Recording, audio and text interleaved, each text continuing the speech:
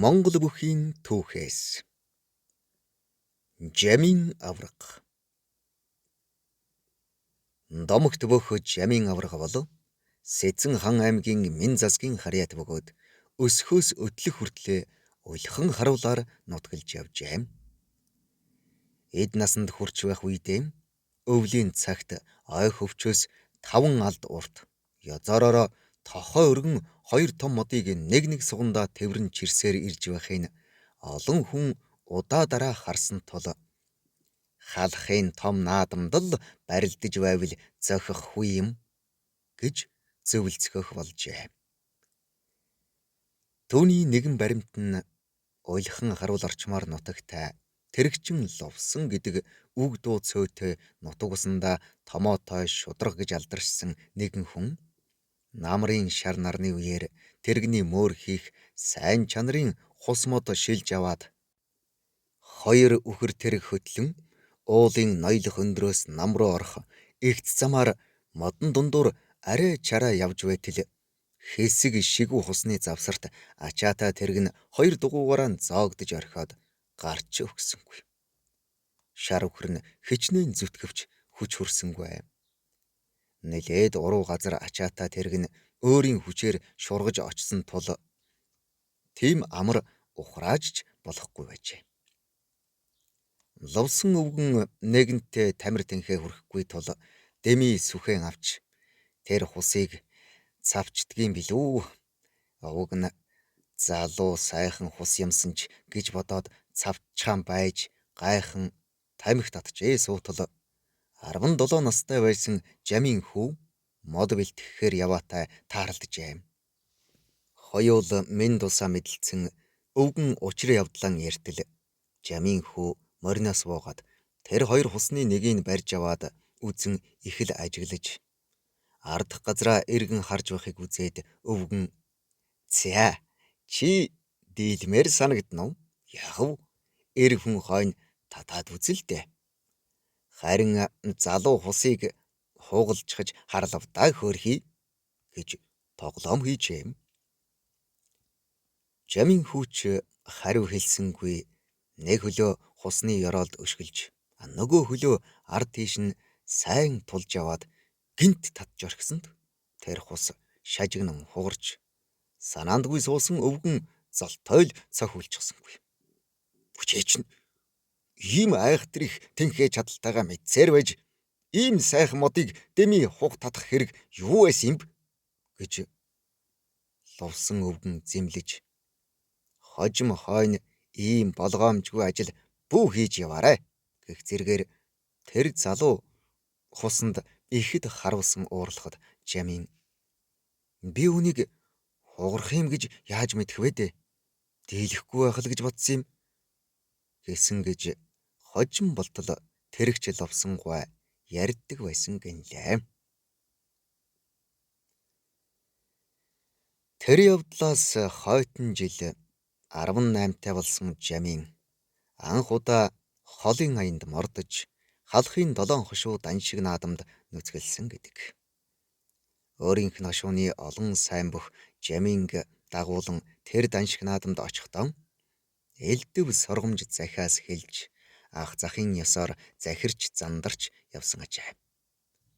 За тэгээд наадамч эхэлж гин Жамин овоол барилдаж эхэлж тэгтэл баруун аймгийн нэгэн айхтар бүх Жаминг амлан авсанд хүмүүс "За тэр мөн муухай зантай бөхтөө барилдсан хүн болгоноо заавал гэмтээд хүн байгаа юм" хэмээн шивэр авиргэлцэн. Харин Сэцэн ханы гом барслан хэмээх хуучны нэр цууд хашир бөх "Сайн барилдаарай хөч. Хошууны нэр хойдов" гэж хатуухан захиж их л ширүүн байсан гэдэг. Жамин гарч очин нөгөө айхтар бүхтэй нь өрөөд зогсжээ. Жамин уг нь бага наснаас эхлэн үеийн залуустай барилдаж ноцтолдож Монголын альж нутгийн хөвгүүдтэй адил Монгол бүхийн арга барилдлагааг өөрийн зөнгөөр сурсан бөгөөд мөрөндөө хажиг хүн байжээ.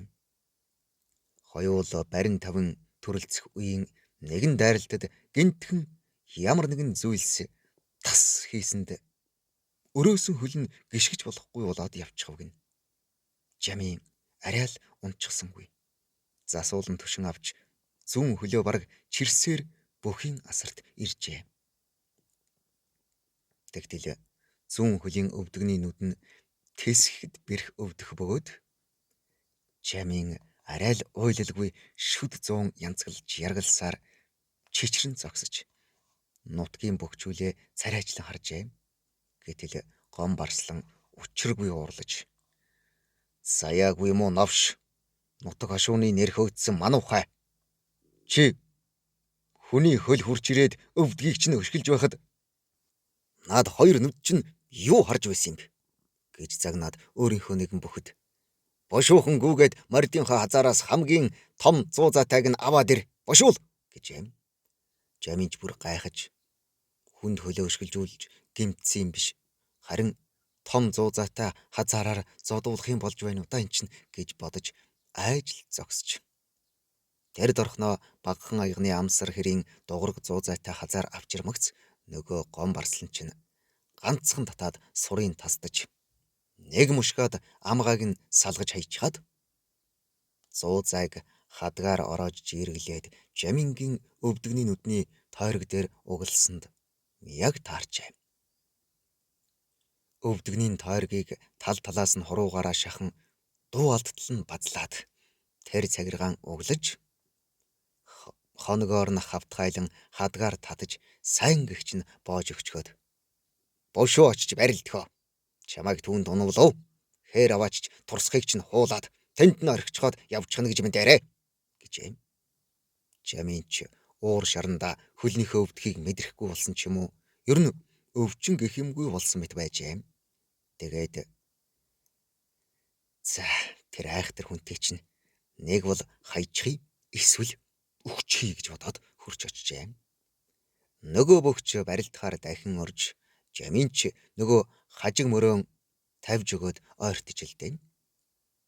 Тэгсгийж байгаад дахин өшгөлөх гэвэл анж байгаад тэр хөлийг шүүрээд авах юм шүү гэж дотроо их л анж байж.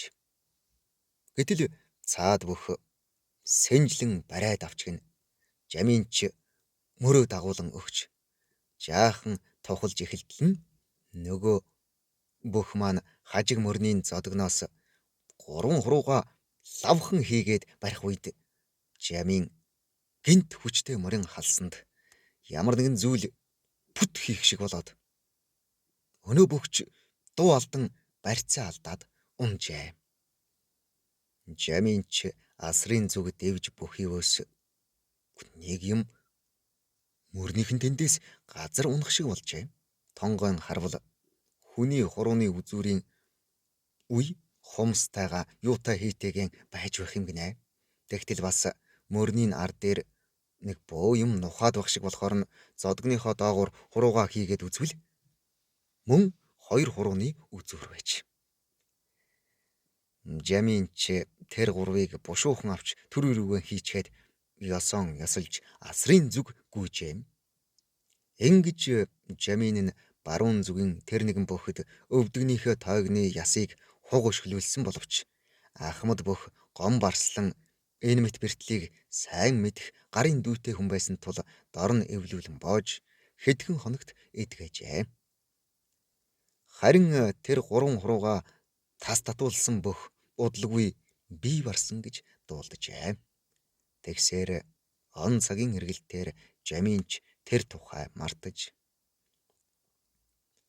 ингэж барилдж явсан халахын цууд сайн бөх Жамин сүүлд нас ахиж гэр зуур амар амгалан суух болсоор олон жил өнгөрчээ. Хөвчийн их уулс дунд бөглүү нам гүм нэгэн ингэрт алдарт бөх нутаглаж ирэх очих хүн төдийл олон бус анир чимээгүй өвгөн насны өдрүүд нь эхэлжээ. Тэгтэл нэгэн өдөр гэргийн гаднаас орж ирээд "Нэг бадарчин ирж явна" гэж хайхрамжгүй өгүүлжээ. Ер тэр үед бадар барьж явах лам хувраг алийг тэргэхэв. Удалгүй гадаа чимээ сонсдож үүрэг юугаан гэр дээр шажигн олон тавьж хоолойгоо зассаар нэгэн бадарчин ороод иржээ. Ажиглал бол нэлээд настай бололтой боловч бие нь тун тэнхлэн сүрлэг том зузаан чирэг хүн үзэгджээ. Гүй надаас л наангүй настай хүн юм да. Гэхдээ би нь яасан сайхан бүх хүний шинж дээр вэ? Залуудаа мөн ч сайхан ир явсан байж таарна да гэж тэрхэн зуурж жамын авраг бодож амжлаа. Орж ирсэн Бадарчин за жамын аврагын амрыг ирье. Хоёул золгочих нь байгаа да гэд хэлэхэд жамын авраг үгүй та чинь хэн л байна да? Би нэг л танихгүй өргөд байх чинь гэсээр золгохоор босоход тэр хүн аргагүй таны танихгүй байх нь аргагүй гэж хэлээд золгож тэгснэ. Дээр үед та бид хоёр наадам дээр л учирч явсан да. Миний энэ гарыг таньна биз дээ гэсэнд тэр гарын 3 хурууны үзүүрийнхээ үеэр тасарсан үзэгдсэнд жамын аврагын дотор сэр хийгээд явчихжээ. За энэ ч нөгөө миний хурууг нь тасмөрдөг хүн байх нь. Аль эрт би варлаа гэж дуулдсан худлал байж дээ. Одоо яах вэ? Нэгэн төврээд ирсэн юм бол яах гэж ирсэн юм бол доо гэсэн шүү юм бодоод. Оо та ч үгүй би тань бол тамж болох л хүм ажтай. Гү нэрээ чи одоо харахад тэр залуу цагийн чинь төс бараг хിവэрэ байх шив гэж тэр хоёр яриагаан эхэлжээ. Цаад бүхэн би таны өвдөгний тоогийг хаг өшгөлж даанч авилгагүй загнаж байж энэ 3 хурууга тун гингүй авахулсан да. Таны мөр мөнч халгайтай бөгөөд хүчтэй байсан шүү. Тэр дөрөөл би халахын нэг уурлуулж болохгүй л хүнийг уурлуулчихлаа гэдгийг мэдсэн юм. Тэр наадмаас хойш би нүглээ намжлан өнөө хүртэл буян хийсээр явна. Таныг амьд мэнд гэж дуулаад энэ зүүн зүгийн эргэл мөргөлийн орноор хэсүүчлэн явахын ялдамд тантай нэг уулзаж сайн ярилцъя. Залуу цагийн явдлаа цайлгая гэж нутгаас нааш явган гарч их л хол газар 2 сар гаруй явж энд ирлээ дээ гэж юм. Инхүү эд залуу цагта нэг учирч алдарт 2 бүх өвгөн болсон хойноо мөн уулзсан түүхтэй бөгөөд 2-3 хоног ярьж хойно гаргаж садан төрөл шиг амарч туглаад тэр бүхийг буцах замд нь гаргаж өгтөн жамын аврага богдын хүрээ хүртэл тэргэн дээр хамт сууж ярьж хөөрч явсан гэдгийг. Халахын нэгэн цуут бүх сайшаалт өрөөлт ба төргөрлөлтийн үед алдарт наадмуудын их талбарт тоосон өргөж явсан хүчрхэг жамын аврагын тухай ийм нэгэн домог үлджээ.